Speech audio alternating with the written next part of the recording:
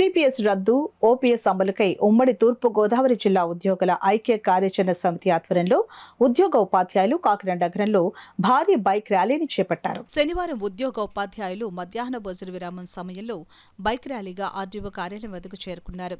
అక్కడ ఉద్యోగులు నిరసన కార్యక్రమం చేపట్టారు. సందర్భంగా ఏపీజేఏసీ జిల్లా చైర్మన్ జి రామ్మోహన్ రావు మాట్లాడుతూ తమ న్యాయమైన డిమాండ్ల పరిష్కారానికి దశల వారీగా నిరసన కార్యక్రమాలు చేపట్టడం జరిగిందని వివరించారు.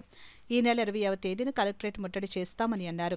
ఈ కార్యక్రమంలో సంఘం నాయకులు రవికుమార్, బాషా, వెంకటేశ్వరరావు, ఆలెం, వెంకటకృష్ణ, మూర్తిబాబు, వెంకట్రావు, సత్యరాజు, సుబ్బరాజు, మోర్తా శ్రీనివాస్, ప్రదీప్, మూర్తి, చలపతి పెద్ద సంఖ్యలో ఉద్యోగ ఉపాధ్యాయులు పాల్గొన్నారు.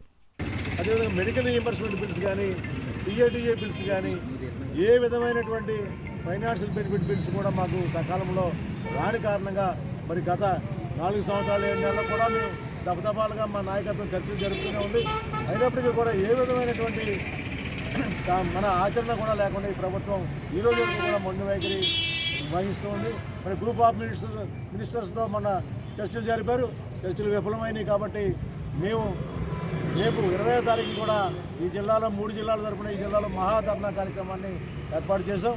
అదేవిధంగా అప్పటికి కూడా ప్రభుత్వం మరి దిగి రాకపోతే చెలో విజయవాడ 27వ తారీఖున ఉద్యోగ ఉపాధ్యాయ కార్మిక పెన్షన్ ఐక్య కార్యాచరణ సమితి ద్వారా చెలో విజయవాడ కార్యక్రమం కూడా మేము విజయవంతం చేస్తామని మీ ద్వారా మా ఉద్యోగ వర్గాలందరికీ ఉద్యోగ ఉపాధ్యాయ కార్మిక పెన్షన్ అందరికీ కూడా మీ మీడియా ద్వారా తెలియజేస్తున్నాం. అందరూ కూడా 20వ తారీఖున పెద్ద ఎత్తున ధర్నా చౌక్లో పాల్గొనాలని మేము మీ ద్వారా తెలియజేస్తున్నాం. మీ అందరికీ కూడా ప్రింట్ మీడియా, ఎలక్ట్రానిక్ మీడియా మీ అందరికీ కూడా మా హృదయపూర్వక ఉద్యమాలు. ఉద్యోగంలో కార్యక్రమమైన 3వ రోజు ప్రోగ్రామ్ స్టార్ట్ అయింది. బైక్ ర్యాలీ ఈరోజు స్టార్ట్ చేస్తున్నాము. ఏదైతే గవర్నమెంట్ దగ్గర మనకి పెండింగ్లో ఉన్నాయో సరెండర్ లీవ్లు అనగా, అలాగే డిఏ ఏరియర్స్ అనగా, జీపీఎఫ్ లోన్స్, ఏపీజీఎల్ఏ లోన్స్ అన్నీ కూడా 23,000 కోట్ల రూపాయలు ఎంప్లాయీస్ పక్షాన పెండింగ్లో ఉన్నాయి. అవన్నీ కూడా విడుదల చేసే వరకు యాజిటేషన్ కార్యక్రమం చేస్తూనే ఉంటాము. అలాగే 12వ పీఆర్సీలో ఏదైతే 30% ఐఆర్ డిమాండ్ చేస్తున్నామో ఎలక్షన్కి వెళ్లే ముందు మాకు ఎట్టి పరిస్థితుల్లోని ఐఆర్ ఇవ్వాలని చెప్పేసి మేము డిమాండ్ చేస్తూ ఉన్నాము. అవన్నీ కూడా వచ్చే వరకు యాజిటేషన్ ప్రోగ్రామ్ ఇలా కంటిన్యూ అవుతుందని, అలాగే 20వ తారీఖున ఉమ్మడి తూర్పుగోదావరి జిల్లా పక్షాన రాజమండ్రి నుంచి, అమలాపురం నుంచి, ఏజెన్సీ నుంచి అందరూ కూడా కాకినాడ పిచ్చేయాలని ఎంప్లాయీస్, లీడర్స్ అందరూ కూడా జేసీ పక్షాన మన ఉమ్మడి తూర్పుగోదావరి జిల్లా పక్షాన పిలుపునిస్తున్నాము.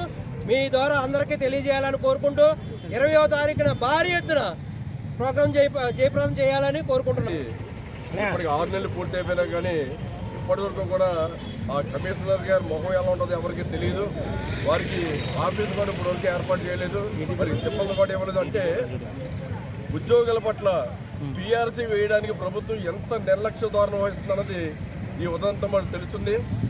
ఇప్పటికైనా సరే ప్రభుత్వం మాకు రావాల్సిన 30% ఐఆర్ని ఇమ్మీడియట్గా రిలీజ్ చేయాలని, అదేవిధంగా మా పీఆర్సీని కూడా ఇమ్మీడియట్గా ప్రకటించాలని, అమలు చేయాలని కూడా మీ ద్వారా తెలియజేసుకుంటూ ఉన్నాము.